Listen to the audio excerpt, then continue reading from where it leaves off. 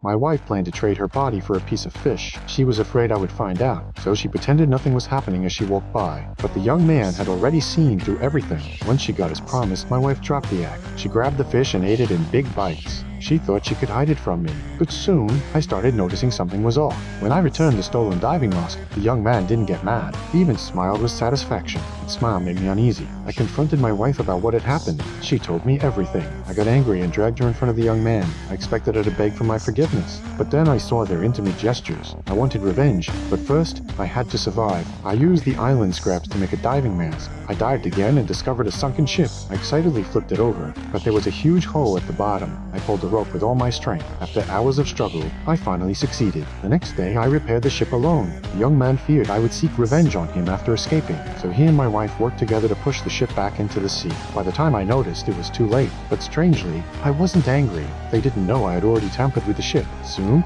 water started leaking from the bottom. That's when they realized they fell into my trap. I swam back desperately. I sat on the beach sipping coconut juice. I thought the sea had swallowed them, but hours later my wife swam back. I looked around and saw the young man in the distance. I picked up my harpoon and walked toward him. He tried to run. I threw the harpoon and he went down. I tied my wife to a post. After scolding her, I chose to forgive. After all, loneliness on a deserted island is more terrifying than betrayal. We returned to a quiet life. Half a year later, a fishing boat broke the silence. My wife was taken aboard, eating bread desperately. I came back from fishing and saw her on the boat. I told her to wait for me. She didn't say a word. She left the island alone.